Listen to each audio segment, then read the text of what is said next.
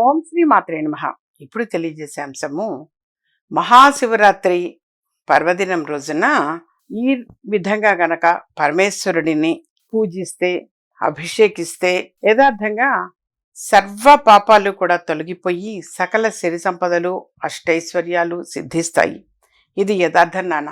బోళా శంకరుడు, ఆ శంకరుడు అతన్ని గనక శంకరుణ్ణి మనం గనక చక్కగా ఒక చెంబెడు నీళ్ళు ఇలా పోసినా చాలు నాన్న. ఎంతో పంచామృతాలతో చేయాలి, అలా చేయాలి, అలా కూడా అవసరం లేదు. ఒక్క రాగి చెంబు తీసుకొని రాగి చెంబుడి నీళ్లు, ఇవే గంగా తీర్థము అనుకొని చక్కగా మనం అభిషేకము అనేది శివలింగానికి ఇలా రాగి చెంబుతో నీళ్లు పోసినా చాలు. యథార్థంగా చక్కని ఆరోగ్యం కలుగుతుంది, సర్వ పాపాలు తొలగిపోతాయి, పుణ్య ఫలితం అనేటువంటిది సిద్ధిస్తుంది, కలుగుతుంది నాన్న. సో ఆ మహాశివరాత్రి మహాపర్వదినం రోజున మాత్రం తప్పనిసరిగా అభిషేకము అనేది చేయాలి. అలాగే కొద్దిమంది ఆ రోజు మొత్తం కూడా జాగరణ అనేది చేస్తారు. అంటే మధ్యాహ్నం కూడా పడుకోరు. యథార్థంగా ఉపవాసము అనంటే భగవంతునికి దగ్గరగా ఉండడము అని అర్థం. ఏమీ తినకుండా అలా ఉండి జాగరణ చేయటము అనేది కూడా ఉంటుంది.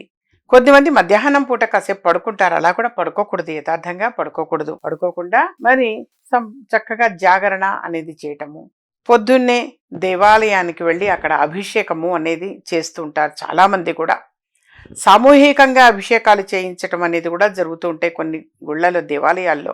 ఆ విధంగా ఆ పరమేశ్వరుడికి అభిషేకం అనేది చేయటము, మహాన్యాసపూర్వక ఏకాదశి రుద్రాభిషేకము అని చెప్పేసి 11 రుద్రాలు అనేటువంటివి చక్కగా చదువుతూ అభిషేకం చేయటం ఒక పద్ధతి. లేదు కనీసం ఏకరుద్రంతో అయినా సరే చేస్తారు.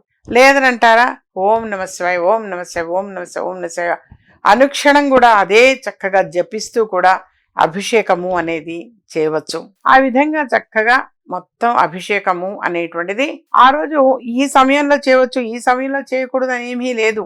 ఆ 24 గంటలు కూడా జరుగుతూ ఉంటాయి అభిషేకాలు. ఆ విధంగా అభిషేకము అనేది చేసుకోవటము చాలా చాలా మంచిది. కొద్దిమంది ఎప్పుడు కూడా దీపారాధన అనేది చేయరు, ఎప్పుడో పండగకో పర్వదినానికో చేస్తూ ఉంటారు అని కొంతమంది అంటుంటారు, ఎప్పుడు అలవాటు లేదమ్మా అని. అలాంటి వాళ్ళు కూడా మరి ఈ రోజున తప్పనిసరిగా ఒక దీపారాధన అనేది చేస్తారు. అభిషేకము అనేది ఆ పరమేశ్వరుడికి అభిషేకం అనేది తప్పనిసరిగా చేస్తూ ఉంటారు.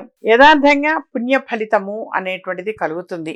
దీపారాధన ఇంపార్టెంట్ నాన్న. చక్కగా దీపారాధన చేయటము, పరమేశ్వరుడికి అభిషేకం చేయటము. ఇక్కడల్లా కొంతమంది ఉదయం మొత్తం కూడా ఉపవాసము అనేది చేస్తారు. సాయంత్రం పూట ఉపవాసం విడటము అని అంటారు.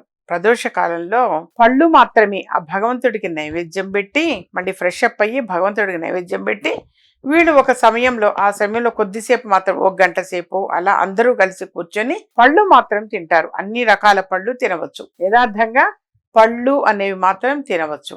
చక్కగా అన్ని రకాల పళ్ళు ఆ రోజు సాయంత్రం పూట తినటము అనేది. తిన్న తర్వాత ఇక మళ్ళీ ఇంకేం ముట్టుకోరు. యథార్థంగా మళ్ళీ ఇక ఏమీ తినరు. ఆ తర్వాత జాగరణ అనేది చేస్తారు. ఆ జాగరణ చేయటం అనేది ఏంటి విశేషము అనంటే భగవన్నామస్మరణతోటి జాగరణ చేయటము అనేది విశేషం. అంతేకాని టైంపాస్ కోసం అని చెప్పేసి వాళ్ళు టైంపాస్ పనులు ఏమైతే ఉంటే అవి చేస్తూ టైంపాస్ చేయటం ఇంటెన్షన్ కాదు. భగవంతుడికి సమీపంగా, భగవంతుడికి దగ్గరగా ఏదైనా ఒక నామం కావచ్చు, అలా లేదా భజనలు చేసుకోవటం కావచ్చు, చక్కగా ఎవరి శక్తి కొద్ది కూడా వాళ్ళు చదువుతూ జాగరణ అనేది చేస్తారు. ఏమి రాలేదా శివ పంచాక్షరి మంత్ర జపం ఓం నమ శివాయ, ఓం నమ శివాయ, ఓం నమ శివాయ అని చెప్పేసి అలా చేసినా సరే చక్కగా పరమేశ్వరుడికి ఇంత జలంతోటి అభిషేకం అనేది చేయటం, ఒక బిల్వదళం అనేది సమర్పించినా చాలు పుణ్య ఫలితం అనేది సంప్రాప్తిస్తుంది నాన్న. యథార్థంగా ఆ రోజున ఆ విధంగా తప్పనిసరిగా ఆచరించాలి.